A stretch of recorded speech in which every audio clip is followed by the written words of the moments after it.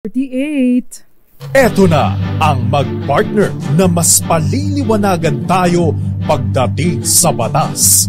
Mga payo ng mga abogado, mga usaping abogado na mas malinaw na pag-uusapan para mas maintindihan natin. Kumpanyera ng Bayan, si Attorney Rina Seco at ang Panyera ng Bayan, si Attorney Cam, Cheryl Adami Molina.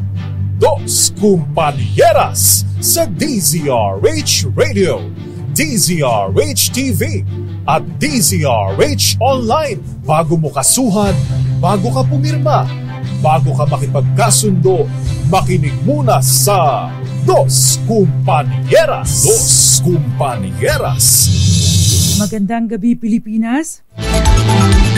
Ito po ang programang Dos Kumpanieras at kami po ang inyong mga nakakasama tonight, ang mga panyera ng bayan. Ako po si Attorney Rina Seco. Ako naman po si Attorney Ka. Tuloy-tuloy sa pagbabalita. Tuloy-tuloy sa serbisyo. Sama-sama tayo, Pilipino. Dos Kumpanieras. Mantakin mo yun, nagdaan lang ang weekend, next month na agad. Oo nga ang bilis. June 1, 2024. Nangangalahati or mangangalahati na ang taon, Attorney Cam. At syempre pa, ang kasunod niyan ay bare months na naman. Pero, kumusta po kayo? May natira pa ba sa inyong sweldo? Pero ang good news po dahil merong, para sa mga gasoline users dyan, magkakaroon po ng bawas na 90 centavos sa kada litro ng gasolina. Pero bad news po sa mga users ng kerosene at diesel dahil tataas po ng 80 centavos kada litro ang kerosene habang 60 centavos naman kada litro ng diesel. Una pong sinabi ng Department of Energy na bunsod ito ng inaasahang production cut ng oil-producing countries habang malaki naman ang inventaryo ng gasolina sa Amerika. At syempre, Attorney Cam, para sa mga fans o hindi fans ni Mayor, hati kasi tayo no? May mga fans ni Mayor Alice Go. Meron din namang mga tumutuligsa at kumikwestiyon sa kanyang nationality, kung siya ba ay totoong Pinoy o siya ay Chinese at siya ay bahagi ng mafia or triad ni tinatawag na gustong i-infiltrate ang Pilipinas. So, Attorney Cam, may balita tayo tungkol sa kanya. Ito na update ha, pinatawan na po ng Office of the Ombudsman ng hindi lalagpas sa 6 na buwan na preventive suspension si Bamban Tarlac Mayor Alice Go. Ito ay kasunod po na isinumiting reklamo laban sa alkalde ng Department of Interior and Local Government dahil sa pagkakasangkot nito sa iligal na operasyon ng POGO sa kanilang lokalidad. Sa resolusyon po ng Ombudsman, maliban kay Go, pinatawan din po ng preventive suspension sina Edwin Ocampo, Business Permit and Licensing Officer, at Aden Sigua, Municipal Legal Officer. Isinilbi ng Ombudsman ang desisyon nito sa Municipal Administrator ngayong araw.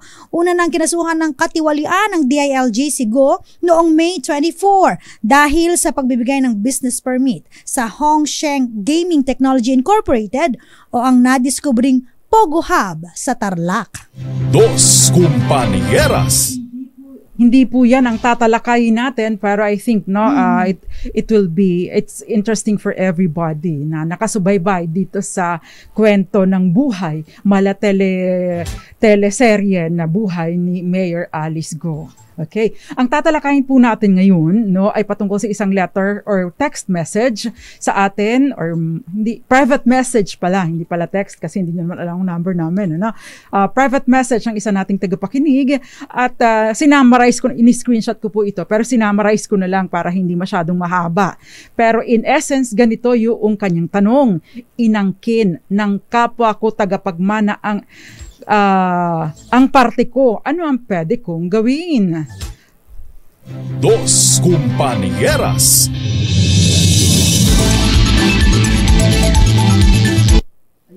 So yan po ang tatalakayin natin tonight. At syempre, if you have questions, 0919-282-6485 at pwede din po kayo magtanong sa amin via text message sa 0919-282-6485. Gayon din sa ating Attorney Cam, sa ano pang mga platforms? Syempre kami po ay naka-live ngayon. Pwede kayo mag-comment sa may DZRH News Facebook, DZRH News Television Facebook at sa DZRH Dos Kumpanieras Facebook page. Live din po kami sa sa YouTube, hanapin nyo lamang po, i-type sa search bar, DZRH TV 4K live stream. Yes, at syempre, Attorney Cam, batiin mo na yung ating mga tagapakinig. Magandang gabi po sa mga nangunguna, kila Gael Enriquez, ayan, si Ray Mendoza, and si Ellie Abanto. Rudy Palma, magandang gabi po. Yung mga nanonood sa atin sa ating DZRH TV 4K live stream sa YouTube. Ganon din po yung mga nanonood sa atin sa DZRH News, silipin ko lamang Panyera. Ayan, dahil sa ating DZRH Dos Compañeras Facebook page, ako, I'm sure maraming nakasubaybay. Panyeras Facebook. Ayan, ang ingay. Bakit gano'n? Eto si Jericho Ferrer. Ayan, Arnold Lood na nanonood po sa may Kingdom of Saudi Arabia, sa Riyadh. Ayan, hello po. Hermenegildo Domeng. At ganoon din po si Anthony Abrenica. Magandang gabi po sa inyo. At ang nabasa mo na ba, Attorney, kaming taga DZRH Dos Compañeras? Hindi pa Panyera. Magandang gabi sa iyo, Kenneth Arevalo, Tita Ami Miraflor Garcia, Gael Enriquez, Josephine Garimbao dyan sa Michigan, Miss Irene Almodovar, si Violeta Montecalvo Zambrano, Ma'am Chara Abraham, pagaling po kayo. Magandang gabi din sa inyo, Ramel Maluto sa Guimaras, at syempre Raul Destacamento, Mami Belen Rivera, Victorino Duran, si Herminia Albuna, sabi niya, oy, God loves you both. Sabi ni Ma'am Herminia Albuna. Magandang gabi po sa inyo. Rico Bagisi at Eden Nitor, nanonood sa atin sa Naga City, Bicol.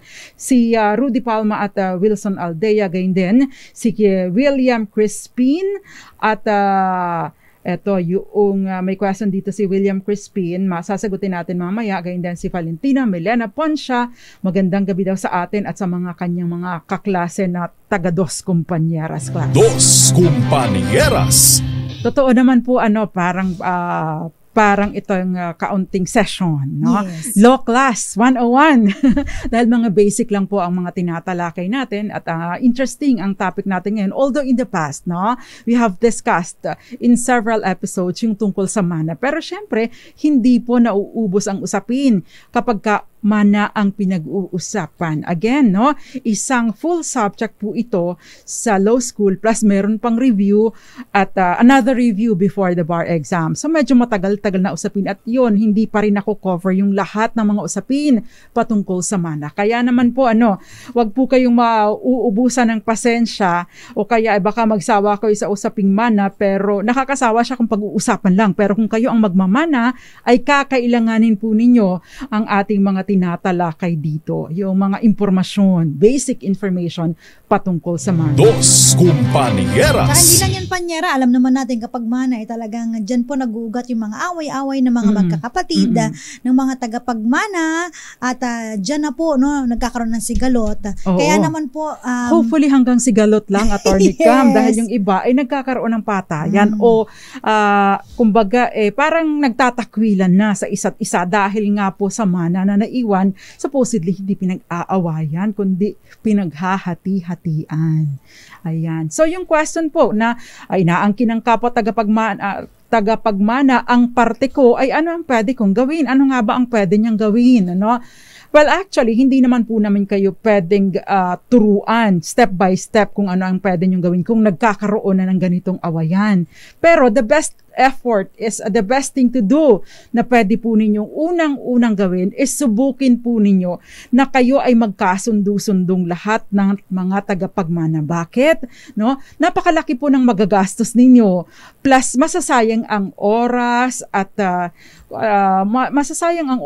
pera ninyo kung magre-resort pa kayo sa korte. Samantalang, established naman po ng batas kung ano ang inyong mga karapatan. At yun, ang kailangan nyo lang i-implement, ay yung kung ano ang sinasabi ng batas kung wala pong will o last will and testament na naiwan ang namatay. Nagkakaroon lang ng problema kung nagkakaroon nga ng takawan. Dos Compañeras. Ano nga bang ibang term doon? Goyoan. Goyoan. Lamangan. Lamangan. Yun pala yung tamang term na iniisip ko. Ayan. And syempre, we have malakas promo kasi kaugnay ng mga ganito, no? Inaangkin ng isa o ipinipilit na i-wave na lang ng isa. Kaugnay niyan, no? Kaakibat ng mga ito ay ang buwis na binabayaran. So, ang tanong, anong buwis ang babayaran ng isang compulsory heir kung hindi niya kukunin ang kanyang share at ibibigay ito sa isang kapwa niya tagapagmana? Dos Kumpanya. Ipadala lamang po bilang private message, Attorney Cam, saan? Siyempre sa DZRH Dos Compañeras Facebook page. I-PM lamang po yung sagot sa amin ha. I-private message kami. Wag pong i-post ang inyong GCash account sa comment section natin o kaya sa mga chat box natin. Ano po, para iwas na rin po. Siyempre, gusto namin pangalagaan ang inyong pribadong impormasyon. So, i-PM po kami. Doon po kayo sasagot. Yes, at syempre, yun po mga ibang nanalo na, no? Yung ibang hindi pa nananalo, ay wag po kayo mag-alala dahil marami pa pong tsansa o pagkakataon na kayo ay manalo. Dos Kumpanieras. Okay, so, ang tanong ngayon, ano nga ba ang pwedeng gawin ng ating letter sender or texter? Kasi nga po, kung may gumagahaman, pwede ba itong, sige na lang, kasi ito yung problema. Ang problema niya actually is, kasi panganay po siya. So, siya parang, ang nangyayari is, siya ang may share, ang gustong magdesisyon sa mga bagay-bagay. Kayo ba nakaranas na kayo ng gano'n? Yung panganay ang nagmamaldita at nagdidesisyon kapag ka nawala na si nanay at tatay. Siguro training na din, Attorney Cam, no? Kasi usually, kapag ka namatay si nanay at tatay, ang bigat ng responsibilidad ay napupunta sa, usually, no, hindi sa lahat ng pagkakataon, ay napupunta sa mga panganay. No, 'di ba? Pero sa pagganito, nahahatian na, ay may malaki po ang problema kapag kaganyan ang inyong panganay. O kahit hindi panganay, yung isa sa inyo na medyo in a position of power or influence, no? Dos Kumpanieras. Okay, so ini-encourage pa din po namin kayo na mag-usap-usap. I mean, hindi lang yung hindi lang kayong mga legitimate kasi kung meron pong anak sa labas, o anak sa una, anak sa pangalawa, pangatlo, hopefully wala nang iba pa, no? Pero kung meron pa man, kasi may mga ibang pagkakataon, Attorney Cam, 6 na magkakapatid, lahat panganay. So, kung kayo po, lahat po ng mga kapatid, kayo sa loob o sa labas, kailangan po ninyong kausapin at idamay dito. Bakit? Kasi malaki pong problema kung kayo ang magsisettle ng estate na hindi ninyo ini-involve, no, ang inyong kapatid sa labas o yung iba ninyong mga compulsory heirs. At kapag sinabi po kasing compulsory heirs, Attorney Cam, pag sinabing compulsory heirs, ito yung mga meron ng nilaan ang batas na mana, na tagapagmana po ng mga namatay. At saka panyera, no, yung madagdag ko lang po, no, yung itong mga na-exclude kadalasan, yung mga non-marital children, I'm sure naman na nagkakilala rin kayo, napakilala kayo sa isa't isa, di ba? So, kilala ninyo yung mga kapatid nyo na pinakilala ng inyong mga magulang sa inyo. So, yun nga, wag na natin na-exclude. Ang mahirap lang kasi maari pa rin mabaliwala yung inyong mga dokumento kung sakasakali na maghabol ito. Correct. Take note, nasa kanya ang lahat ng karapatan para maghabol at dumulog sa korte.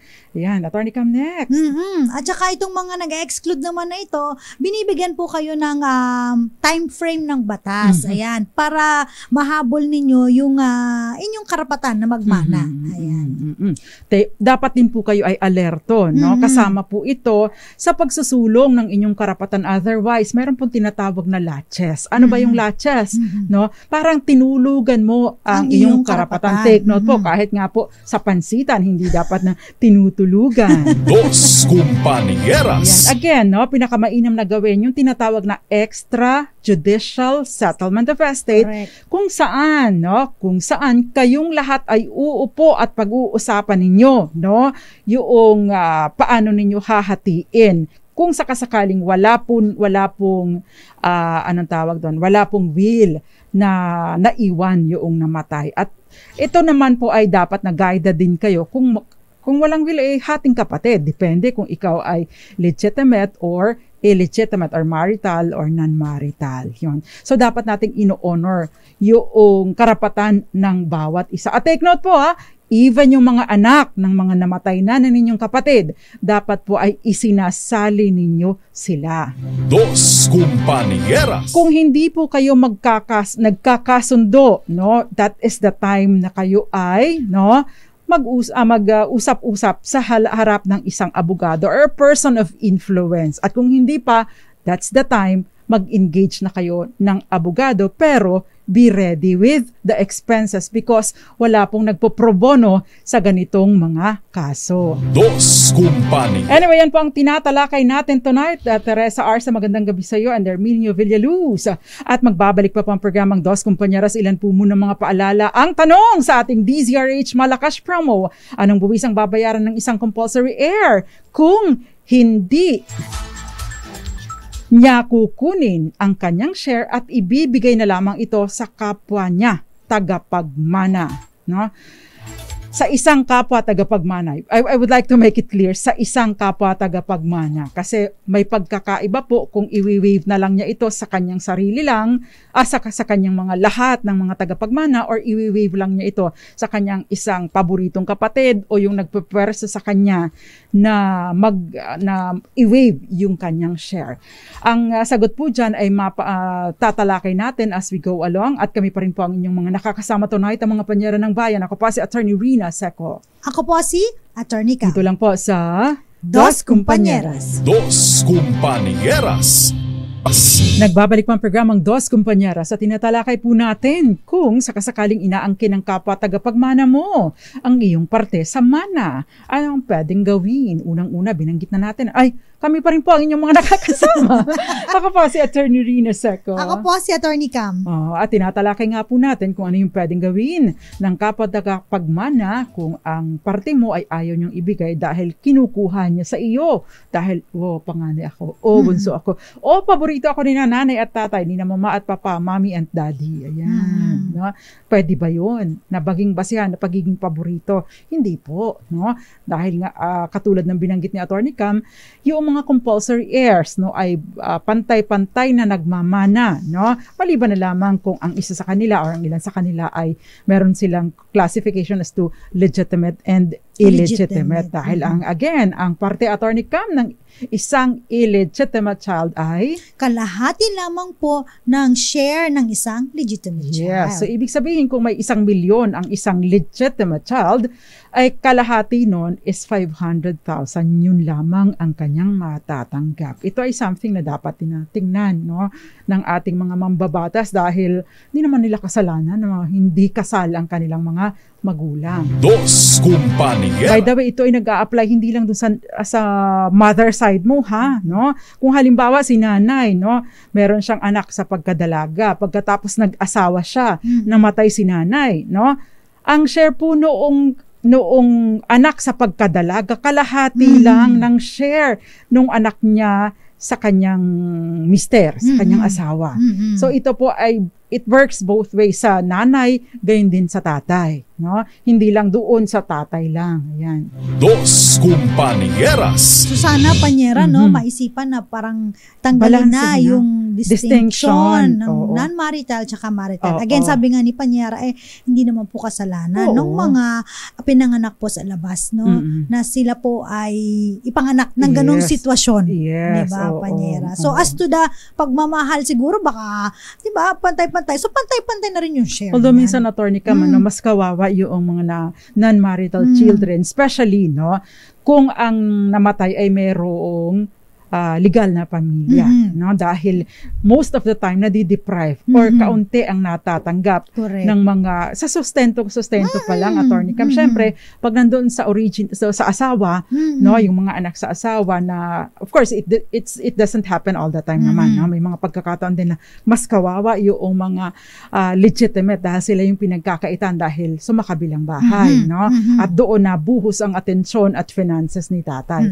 Pero, no, sa mga senaryo na yung mga together pa yung mag-asawa tapos nagkaroon ng anak sa iba, nagkakaproblema yung mga illegitimate children. Sila yung hirap na makahingi ng sustento. Dos Compañeras. Yan. At least man lang, no, Panyera, kung halimbawang namatay na yung kanilang biological parent, ano ba naman yung pantay na hindi na sila mahihirapan at hindi na sila dehado kapag sila ay tumanggap ng mahal. Kaya nga po doon sa may mga anak sa labas, no, or kung hindi man anak sa labas, mga may mga non-marital children, make sure po na kayo rin naman ay mag-iiwan ng will. Gawin na po nating practice ang pag-iiwan ng will para nang matiyak natin na yung ating mga anak ay pantay-pantay na magmamana mula sa atin. Dos Compañeras. So sa tanong, no, sa tanong na kung halimbawa ikaw ay ayaw ibigay sa iyo yung parte mo, well, karapatan po ninyo bilang isang compulsory heir.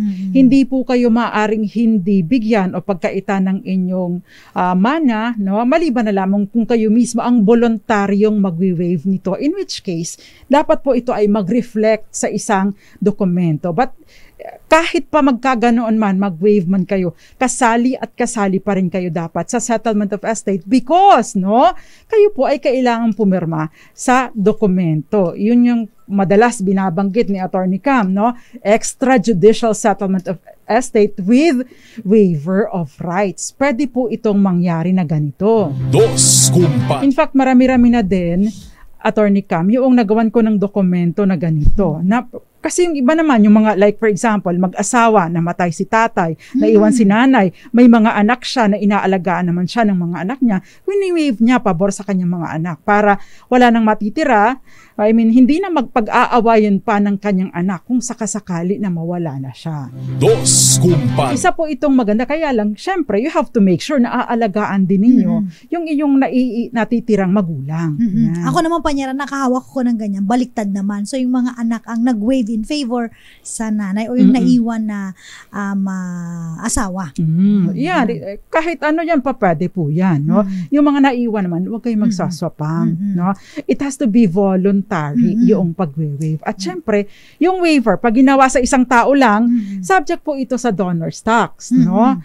Kapag ka naman kayo ay nagsettle ng estate at yung parte ninyo, kayo ay voluntarily nag-waive na walang specific na taong pinagbibigyan. No? Ito po ay hindi na magiging subject pa sa donor's tax. Yun po ang pinagkaiba nila. So for example, tatlong magkakapatid, ako, si Attorney Cam at si Jeric, halimbawa kaming tatlo ay magkakapatid at mag-waive ako ng share ko pabor lang kay Attorney Cam, ako po ay magiging subject sa donor's tax. Minus of course yung 250,000 na exemption na isinasaad ng batas. So kung lagpas ng 250,000 ang value ng wini-waive ko kay Attorney Cam, ang donor's tax would be doon lang sa sobra sa 250,000. That is assuming wala pa akong ibang nagagawang donasyon within that year. Kung halimbawa naman po, no, kaming tatlo magkakapatid, sasabihin ko na, sige, ako naman ay nabigyan na ng pauna. Ayoko, hindi na ako sasali. So mag-waive ako para kay Attorney Cam at sa kapatid pa namin na si Jeric, no? So ibig po sabihin yon, the waiver is general at pagka po ang waiver ay general, wala na pong donor's tax na kailangang bayaran. But of course, hindi po nawawala yung estate tax, documentary stamp tax at yung iba pang mga babayaran para naman mailipat sa inyong pangalan yung property. Dos Compañeras. Ayun. So, general waiver is not, general waiver hindi na subject sa donor's tax, pero pag iisang tagapagmana lang ang pagbibigyan ninyo, no? Yun po ay magiging subject sa donor's tax. Ayan, Attorney Cam. Alam mo, Panyera, naalala ko yung kanina na dahil bumalik lang sa isip ko yung mga non-marital children, no, na-exclude, no, tapos in favor of it's either legitimate o kaya naman yung legitimate or yung adoptee, no, kasi for example si Dolphy Naalala mo ba si Dolphy? In the case of Dolphy, namatay siya, pero halos lahat ng anak niya ay illegitimate children dahil wala siyang pinakasalan. Ang only legitimate na anak niya ay si Nicole, yung adopted niya. Tapos, syempre, sa batas, di ba, yung mga illegitimate, lahat sila, half lang nung sa legitimate na makukuha. Pero, nag-usap-usap sila kasi nga, para ang gusto ni Dolphy, lahat ng mga anak niya, pantay-pantay ang hatian. Yes, so, oo. in fairness naman kay Nicole, kasi nga, ito naman ay naging on public record kasi si Eric Quezon ay huntahan kay Boy Abunda at kinwento niya to at si Nicole ay pumayag na maghati sila na pantay-pantay. Yan. Wala pong problema basta kayo nagkakasundo. In fact, no, we encourage na kayo talaga ay magkasundo para mag-execute na lang kayo ng extrajudicial settlement of estate. Kung hindi, no, kayo po ay pupunta sa korte. Take note lamang din po na ito ay subject pa din, no, sa pagbabayad muna ng mga utang, no? Dahil nga po, no, priority bago pa kayo maghatian at bago pa matax. Dahil kung halimbawa hindi po ninyo idideklara yung utang, yung tax base o yung pagbabasihan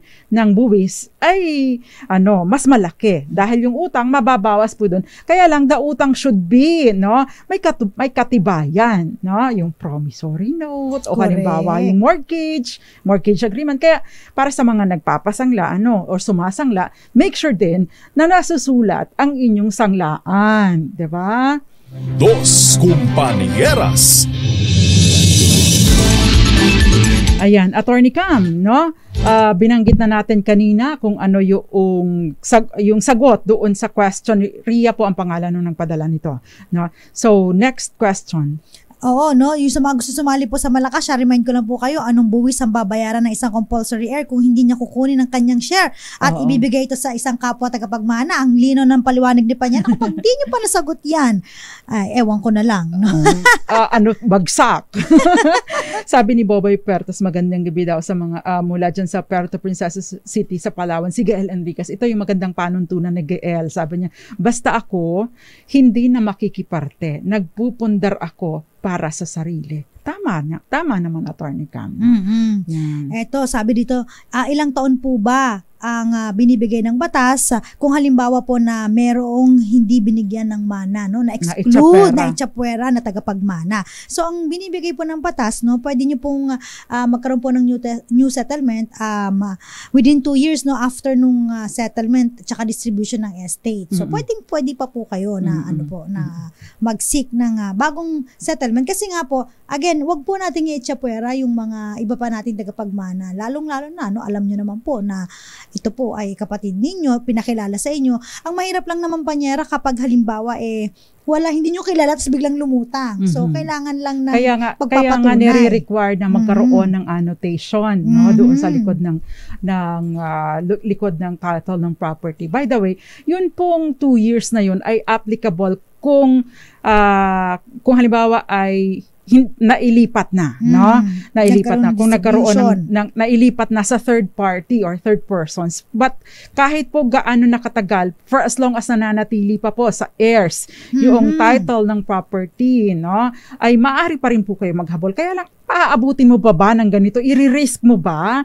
No, matutulog ka ba sa pansitan? No? Tama. Samantalang malinaw naman ang iyong karapatan. Again, no, bawal po yung tutulog-tulog sa inyong karapatan. Meron po tinatawag na laches na kapag ka ikaw tinutulugan mo yung karapatan mo, knowing fully na meron kang karapatan na ganito, and yet tumulog ka, ay maaari kang parang winave mo na din ang iyong karapatan or wala, binaliwala mo na, tutulog-tulog ka, ibig sabihin hindi ka interesado. Dos Compañeras. Itatanong ko lang po, attorneys, kung halimbawa po, kung ang bata ay ipinanganak na hiwalay na ang magulang, tapos bigla pong lumabas ang desisyon ng annulment, paano po ba ang turing sa kanya? Kini-question po kasi sa mga anak sa una, yung parte niya o pagpaparte niya sa mana. Papartehin niya sa mana.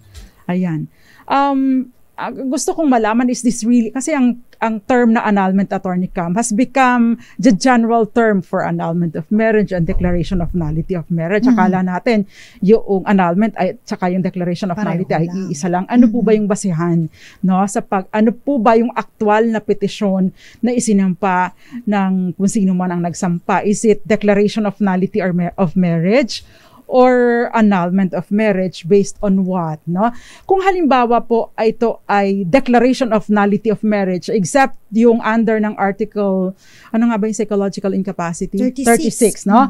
Kung halimbawa po ay ang lahat po, maliban doon sa psychological incapacity, lahat po illegitimate ang mga anak, no? Kapag ka po idineklarang walang bisa ang kasal. Maliban sa ilalim ng Article 36, yung psychological incapacity, na tinuturing po, no, na mga legitimate children ang ipinanganak, bagaman at merong psychological incapacity and therefore void. Ang isa sa kanila, and therefore their marriage is void. Dos Compañeras. So, yun pong kung psychological incapacity ang ground, no, ito po ay legitimate child and therefore, no, bilang isang legitimate child, makikiparte siya sa mana bilang isang legitimate child. Kung halimbawa naman ito, Attorney Cam, no, ay annulment of marriage, ito ay syempre legitimate.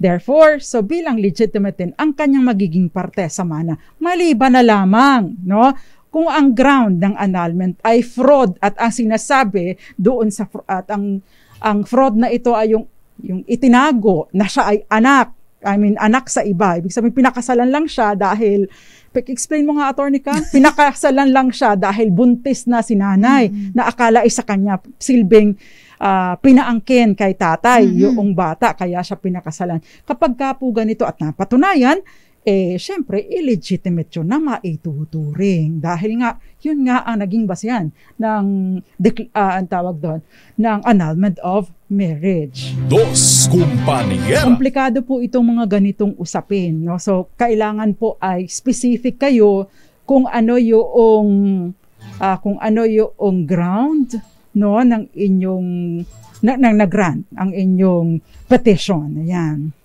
Eto naman, Panyera, sabi dito, papaano po mga Panyera, yung, hindi rin naman po kinilala ng aming ama ang sinasabing illegitimate child. May habol po ba siya sa mana? Ibig pong sabihin, may naghahabol ng mana pero hindi daw kinilala ng kanilang ama. So pag ganito po, no, ang burden of proof kasi na magpapatunay ay yung nagsasabi na anak siya, no? Kung meron pong mga private instrument, especially yung public instrument, no? Pero kung halimbawa hindi siya in-acknowledge, ang pinakamaganda po kasi diyan, no, yung mga nakikinig po ngayon na hindi ina-acknowledge, pwede po kayong mag-file ng petition to compel recognition para kayo po ay ma-recognize. Ayan, no? Kasi po ang hirap na patunayan, yung putative father kapag patay na po yung inyong tatay, no? So importante po 'yan, especially kung may mana, kung medyo may malaking ari-arian, ayan, magpa-compel po kayo na na kayo po ay ma-recognize. Importante po kasi again po yung recognition doon po sa mga non-marital child. Kasi po ang napakadaling magsabi na ay tatay ko 'yan, ay anak mo to, no? Kasi di sana lahat tayo ay anak ni Henry C. Habang diba? buhay pa po ang magulang, kayo, no? ay kayo ay magpa-recognize na. At gawin pong effort, especially ng mga nanay, ano? Kasi kapag pagkahiwalay si nanay at si tatay, no, lalo na pagka hindi sila kasal, ang tendency ni nanay, dahil syempre bitter or may hatred, may galit, sasabihin, ay hindi ko pa ilalabas sa pangalan mo ang bata. Hindi ko isusunod. Isusunod o hindi ko isusulat sa pangalan mo ang bata, no? And NA, not applicable, walang nanay, walang tatay, no? Ang bata rin po ang nagsasuffer later on, especially kapag dumating yung manahan. At syempre, pag halimbawa dumating ang pagkakataon, nakakailanganin nyo ng sustento. Correct. Dahil, syempre, napakahirap po ng buhay. Dos Compañeras. Ask ko lang po, Attorney, kung namatay na ang isang anak ng nanay ko at may anak itong namatay, na magmamana pa ba ito sa lupa ng nanay ko? Buhay pa po ngayon ang nanay ko. Kung buhay pa ang nanay mo, wala pa pong mangyayaring manahan. Pero kapag ka po namatay ang nanay mo, no? Yun pong anak nung kapatid mo na namatay, ang siyang hahalili sa kanya at sila yung magpaparte doon sa dapat sanay share ng kapatid ninyo. Dos Compañeras. Magandang gabi sa iyo, Michael Bay, and shout out kay Chia Laron, si Hilario Enriquez, magandang gabi sa iyo. Ito si Elimar Bagawisan, Romina Barbecho, nagluluto, sabi niya magandang gabi po, watching po ng live habang nagluluto dito sa Las Piñas City. Tito De Castro, magandang gabi sa iyo. Gayon din kay Wilfredo Sinense and Eds Maglakas. Magandang gabi sa inyo. Ito po si John Mindanao, pa-shout out daw po. Ganon din po si Philip C. and Joe Art Tones, Eduardo Umali ng North Caloocan City, magandang gabi. Michael Bay and Hilario Enriquez ng San Rafael, Tarlac, magandang gabi sa iyo. Nanonood din sa atin si Sir Admiral Toto Goles, Moonbeats, Eva Duques, Tito De Castro, Sandy Tomol, Jason Abolencia, Jared Manjares, at syempre Eduardo Narvaez. Magandang gabi po sa inyo. Yung question po, yung tungkol doon sa mga nagkalat na sa social media, wag niyo na lang pong pansinin, dahil even our DITC, Department of Technology, Information, Communication and Technology. Yes, yung DICT, hindi ito ma-curve. So, nasa atin po ang solusyon. Wag na po ninyong pansinin ang mga yan. Ako, Attorney Cam, nai-stress din ako kahit hating gabi. May mga nagme-message. Pati yung SSS, ginagamit na nila. Oo, diba? So, lahat ginagamit nila. O kaya yung address nyo daw ay hindi malocate, kaya hindi mapadala yung package nyo. So, wag nyo na pong papatusin. Dapat po, kapag din bangko, Attorney Cam, wag po kayong basta-basta magpipipindot. At kung halimbawa may account, kayo sa bangko, mag-double check po muna kayo ng personal o tumawag mismo kayo sa bangko. Sa inyo po ba nang galing ito? Kasi Attorney Cam, nakakatanggap ako. Sabi, yung account mo sa ganitong bangko ay suspected na na-involve sa mga fraudulent transactions. Gusto kong sabihin, nek mo, wala akong account dyan. True. Dos Compañeras. Anyway, magbabalik pa po ang programang Dos Compañeras. Ilan po muna mga paalala. Again, we have a DZRH Malakas promo question. Anong buwis ang babayaran ng isang compulsory air? Kung hindi niya kukunin ang kanyang share at ibibigay na lamang niya ito sa isa niyang kapwa tagapagmana, ipadala po bilang private message sa DZRH Dos Compañeras at kasama ang inyong pangalan, ang inyong GCash number, syempre ang sagot ninyo, at kung nasaan kayong lugar, at pipili po kami ng isang mananalo tonight. Magbabalik pa ang programang Dos Compañeras. Ilan po muna mga paalala, kami pa rin po ang inyong mga nakakasama. Ako po si Attorney Rina Seco. Ako po si Attorney Cam. At kami po ang Dos Compañeras. Dos Compañeras. Compañeras. Nagbabalik po ang programang Dos Compañeras. Kasama pa rin po ang mga panyera ng bayan. Ako po si Attorney Rina Seco. Ako naman po si Attorney Cam. At tinatalakay po natin tungkol pa din sa mga pinagkakaita ng mana. Kanina binanggit na natin, the best way is to settle extrajudicially. Pero kung wala na po kayong choice dahil iniitsapera kayo, pwede po kayong mag-demand.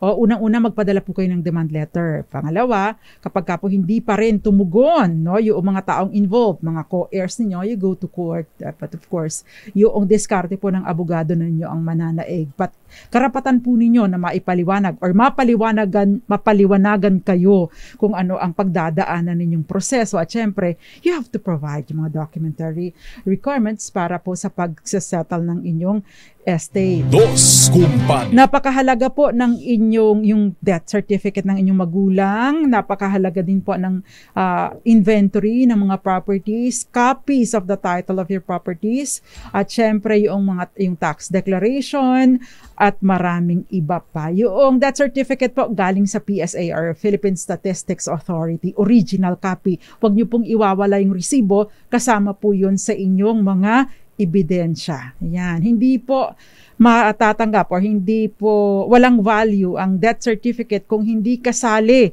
yung resibo na inisyo ng PSA, kasi yun po ang nagsasabing totoo ngang galing sa PSA itong dokumentong ito. Ayan. Ito, Panyera, may pahabol question lang sa atin. Sabi, Attorney Cam, Attorney Rina, tanong ko lang po, pwede po ba na ipangalan sa bata, yung sa anak sa labas, ang mga ari-arian ng kanyang magulang? Ayan. Ang question niya, kung halimbawa, pwede bang ipangalan dun sa anak sa labas yung ari-arian ng kanyang mga magulang? Maaari naman po ito, pero ang mangyayari po dito, ito po ay magiging advance legitim na po, no? Nung inyong kapatid na anak sa labas o yung non-marital child. Again po, yung kapatid po ninyo, isa po sa mga tagapagmana, pero half of the shares lang makukuha niya. So again, kung wala pong sinabing yung sa collation panyera, kasama yun. Ayun ay advance niya. Kung ngayon, kung may natitira pa, yun na lang yung portion na ibibigay nyo. Kapag naghati-hati kayo. Kung sobra-sobra, kailangan niyang magbalik later on. Oo. Ayan. So, kaya lang kasi hindi po maaaring gawin itong pantaguhak. Halimbawa, bahay pa si tatay, no? Tapos itatago dun sa anak sa labas, no? Para papangalan na. Yes, oo. Ay pwede pong questionin ng legal na asawa ito. Dos Kumpanyera. Si Catherine, iba po ito. Di po ba makakakuha ng passport kapag walang nakapangalan na tatay sa birth certificate? Ay, hindi naman po ito requirement dahil nire-recognize din po ng batas yung mga taong mga, victims of yung sexual abuse, victims of rape, no? Hindi naman din nila dinideklara yung totoo nilang mga magulang, yung tatay nila, no? Tapos, ano pa ba?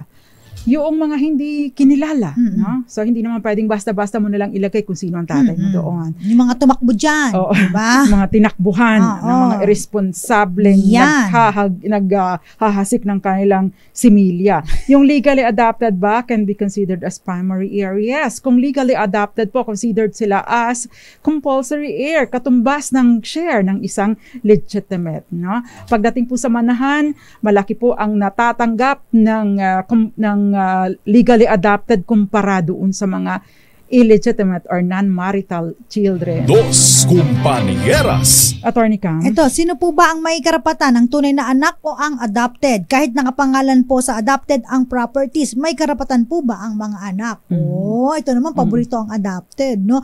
Pag ganito po, no, again po, pantay-pantay pa rin po, whether adopted or legitimate, kayo po ay magmamana ng pantay-pantay. Ngayon, kung meron na pong napangalan, again, sa inyong adopted brother or sister, yung po ay advanced legitim niya rin po. Ibig sabihin pa unang pamana at kasama sa computation later on. Ephraim Philosopher dyan sa Tagum City, Davao del Norte, magandang gabi sa'yo. Si Teacher X, what if po sa kapatid na ipangalan ng lupa dan gusto mo na ipalipat sa nimo? Wala naman pong tutol ang kapatid ko. Ano po bang papel ang kailangan namin? Paano po ang buwis na babayaran? Dos Kumpanyera. Ito po ba ay parte ng mana na naipangalan lang sa iba? Kung wala naman pong tutol, deed of reconveyance lamang po ito. Hindi na po kayo kailangan magbayad ng buwis because ito naman ay, kumbaga halimbawa, especially if a trust was constituted, hindi na po ninyo kailangan magbayad ng donor's tax or capital gains tax o estate tax because kung ito pa ay mana na ilipat lang sa inyong kapatid, naging subject na ito ng buwis. Now, since kayo naman talaga ang nagmamay-ari ng property and erroneously na a title or na ipangalan sa inyong kapatid, then it must be wala na siyang charge except na of course yung mga documentation gagastos pa din po kayo. But as to taxes, wala na po kayong dapat na pag-isipan o problemahin pa. Dos Kumpanieras. Okay, we have 2 minutes left. But yes, Gael, napakabilis ng oras. Itatanong ko lang po kung paano po hatiin ang mana ng lupa ng tatay na ng tatay na ang anak ay magkakaiba ang nanay. Ano po ang status ng mga anak? Meron po ba doon na legitimate or lahat ito ay illegitimate, no? Kung wala po sa kanila, wala po sa mga nanay nila ang pinakasalan, then lahat po sila ay illegitimate.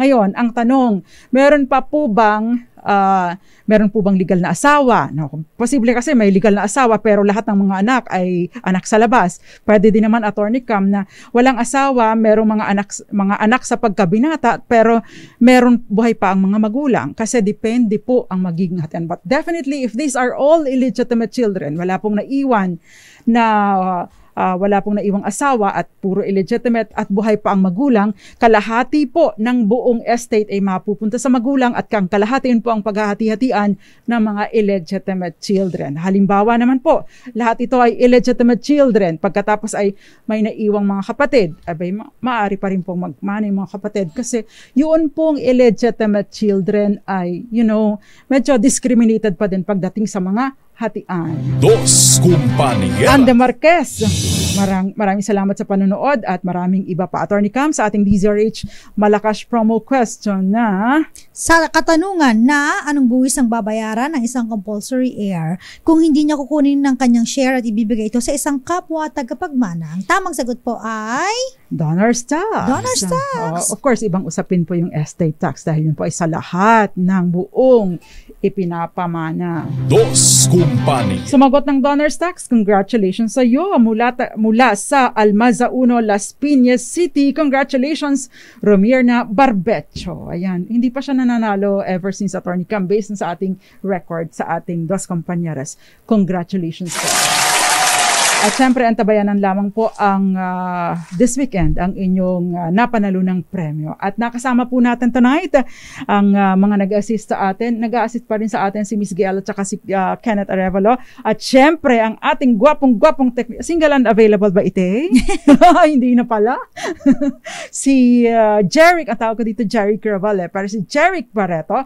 Nakasama niyo rin po ang mga panyera ng bayan. Ako pa si Attorney Rina Seco. Ako po si Attorney Cam. Dito lang po sa Dos Compañeras, tuloy-tuloy sa pagbabalita. Tuloy-tuloy sa serbisyo. Sama-sama tayo, Pilipino. Ang tabayanan po ang susunod na programa, ang programang Lunas at Lunas Extension para sa mga napakahalagang impormasyon tungkol sa kalusugan. Hi kay Nanay Connie. Yes, Mama Vita. Nanay and Vita. everybody. Thank you very much. Good night. Dos Compañeras.